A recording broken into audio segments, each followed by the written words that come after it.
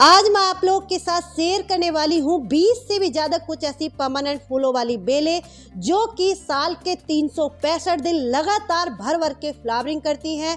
हालांकि बेलों की जो लिस्ट है बहुत लंबी है, लेकिन आज की वीडियो में जो बेलें आप लोग के साथ मैं शेयर करने वाली हूँ, ये बेलें परमानेंट होने के साथ साथ पूरा साल तो फ्लावरिंग करती हैं। बहुत ही लो मेंटेनेंस और कम देखभाल में ग्रो भी करती रहती है। और इन बेलों को आप लोग 8 से 10 और 12 और 14 इंच तक के पॉट में बहुत ही आसानी से अपने टेरेस गार्डन में ग्रो कर सकते हैं।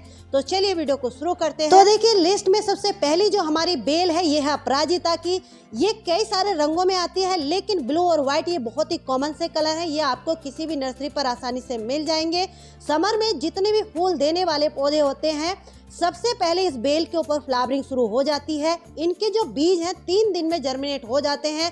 तो इनको आप लोग अगर कहीं से आपको इनके बीज मिल जाते हैं तो इस समय आप लोग इनको बीजों से भी ग्रो कर सकते हैं, या फिर नर्सरी से इनके पौधे लाना चाहते हैं तो 25 से 30 रुपए में पॉली बैग में लगे हुए छोटे छोटे पौधे आपको आसानी से नर्सरी पर मिल जाएंगे। नेक्स्ट जो बेल है ये है, देखिए, क्लेमेटिस वाइन या फिर रंजाई के नाम से भी इसको जाना जाता है। इसके फूलों में से भी बहुत ही अच्छी खुशबू आती है।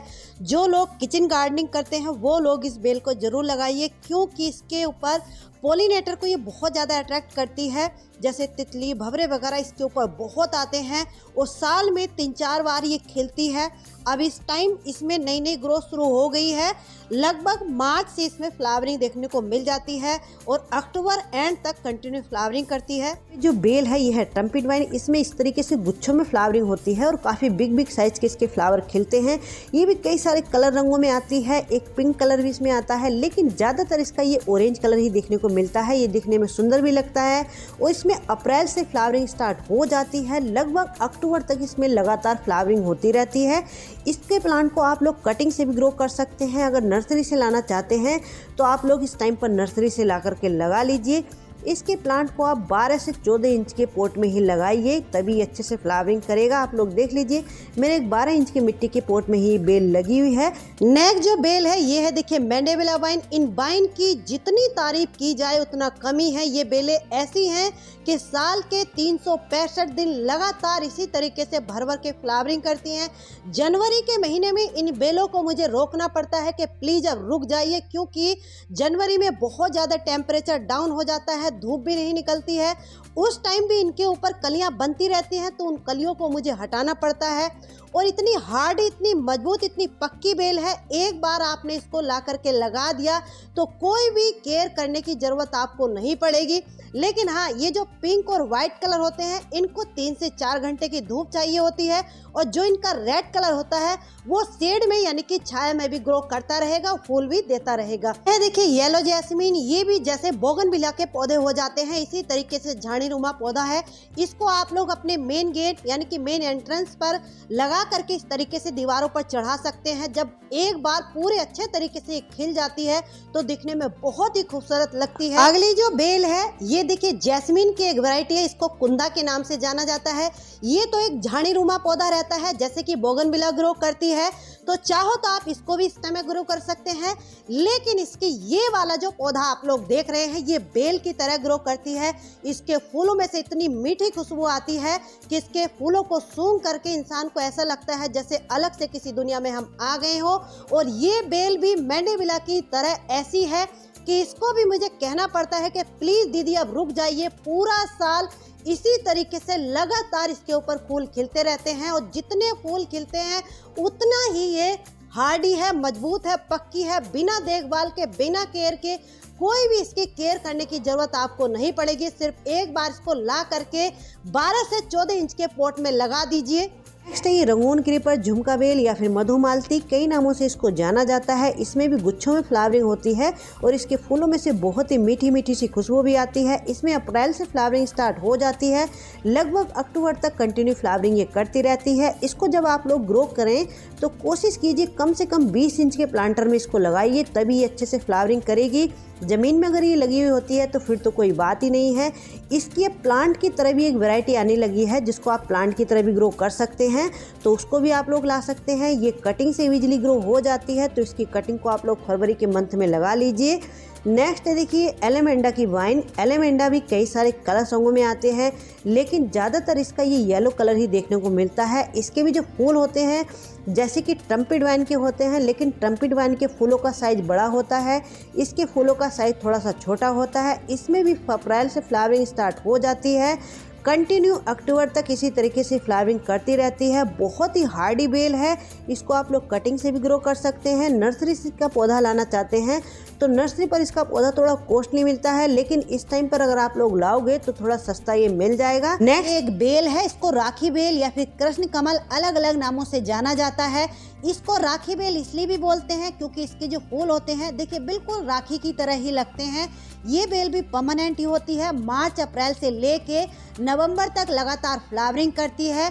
इसके कई सारे कलर आते हैं, लेकिन ये जो ब्लू कलर होता है इस वाले कलर में से हल्की हल्की धीमी धीमी सी खुशबू भी आती है। इसको आप लोग कटिंग से ग्रो कर सकते हैं। ये गार्लिक वाइन या लहसुनिया बेल भी इसको बोलते हैं क्योंकि इसके फूलों और पत्तों में से बिल्कुल ऐसी खुशबू आती है जैसे लहसुन में से खुशबू आती है। ये भी परमानेंट बेल है, इसको आप लोग कटिंग से भी ग्रो कर सकते हैं। इसकी जो बेल है आपको कहीं रोड साइड या पार्क में आसानी से मिल जाएगी, तो वहाँ से इसकी कटिंग ले आइए, इस टाइम पे लगा लीजिए, कटिंग से आसानी से ग्रो हो जाती है। ये भी परमानेंट बेल है। नर्सरी से इसको आप लोग लाना चाहते हैं तो इस टाइम पर इसका जो प्लांट है नर्सरी पर आपको मिल जाएगा।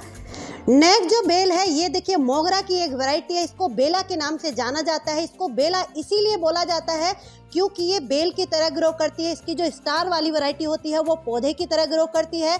तो इस बेल को आप लोग जैसे कोई हेज वगैरह बना करके अगर आप लोग चाहते हैं इसको बेल की तरह ग्रो करना, तो देखिए इसकी जो ब्रांचें हैं कितनी लंबी लंबी सी हो जाती हैं, तो इसको एक बेल का रूप भी दे सकते हैं। इसके फूलों में से भी बहुत अच्छी खुशबू आती है। इसमें भी मार्च से फ्लावरिंग स्टार्ट हो जाती है, नवंबर दिसंबर तक लगातार फ्लावरिंग करती है।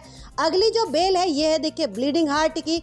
ये बेल भी कई सारे रंगों में आती है, लेकिन इसका वाइट और ये रेड ये बहुत ही कॉमन सा साधारण सा कलर है। ये आपको किसी भी नर्सरी पर आसानी से मिल जाएगा। ये बेल भी ऐसी होती है, लगभग पूरा साल लगातार इसी तरीके से फ्लावरिंग करती रहती है। इसको भी आप लोग इस टाइम पर अपने गार्डन में ऐड कर सकते हैं। नेक्स्ट जो प्लांट है ये भी एक बेल ही है, इसको फ्लेम वाइन के नाम से जाना जाता है। किस तरीके से देखिए ऑरेंज कलर के इसके फ्लावर खिलते हैं, गुच्छों में फ्लावरिंग होती है, बहुत ही हैवी क्वांटिटी में फ्लावरिंग करती है।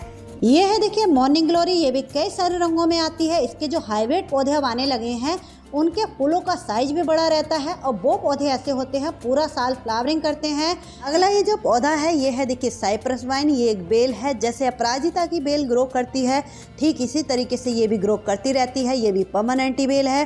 केवल दिसंबर और जनवरी के महीने में इसमें फूल नहीं आते हैं। कुछ इस तरीके के इसके बीज होते हैं, इसके बीज 4 से 5 दिन में जर्मिनेट हो जाते हैं। वैसे ये कई सारे रंगों में आती है, लेकिन इसका ये रेड कलर बहुत ही कॉमन सा कलर होता है। नेक्स्ट जो बेल है ये है देखिए आईवी जेरेनियम। ये जेरेनियम की एक वैरायटी है, लेकिन ये भी बेल की तरह ग्रो करती है, यानी कि इसको आप लोग हैंगिंग बास्केट में या फिर कोई ट्रेलिस लगा करके इसको चढ़ा सकते हैं। इसमें देखिए इस तरीके से गुच्छों में फ्लावरिंग होती है। ये बेल भी ऐसी होती है। अक्टूबर से लेके जून जुलाई अगस्त जब बहुत ज़्यादा बारिशें पड़ने लगती है उस समय इसकी जो फ्लावरिंग है थोड़ी सी कम होती है। ये भी परमानेंट बेल है, लेकिन जैसे हम क्रिसेंथेमम या फिर डहेलिया के पौधों की कटिंग लगा करके अगले साल के लिए इनको सेव करते हैं, बचाते हैं, इसी तरीके से इनकी भी रेनी सीजन में हमें कटिंगों को लगा करके इनको सेव करना पड़ता है, बचाना पड़ता है। तो इसको भी ये भी बेल इस समय ही आपको नर्सरी पर मिलेगी, बाकी पूरा साल नहीं मिलती है। नेक्स्ट जो बेल है ये है देखिए गुलाब की। इसको लता गुलाब के नाम से भी जाना जाता है। ये गुलाब की ही एक वैरायटी है, लेकिन ये बेल की तरह ग्रो करती है। तो चलिए फ्रेंड्स, ये थी कुछ बेलें जिनको आप लोग इस टाइम पर अपने गार्डन में ऐड कर सकते हैं। सारी ही बेलें परमानेंट हैं, एक बार आपके गार्डन में आ गई तो हमेशा आपके गार्डन में बनी रहेंगी। कुछ और बेलें भी हैं, लेकिन वो सेमी बेलें होती हैं, यानी कि आधी बेलें और आधा पौधे की तरह ग्रो करती है। उनको भी अगर आप लोग कहोगे किसी अलग से वीडियो में मैं आप लोगों के साथ शेयर कर दूंगी। आज की वीडियो के लिए इतना ही। आज की ये वीडियो आपको कैसी लगी, अच्छी लगी है तो प्लीज़ वीडियो को लाइक ज़रूर कर दीजिए। चैनल पर पहली बार आए हैं तो चैनल को सब्सक्राइब कर लीजिए।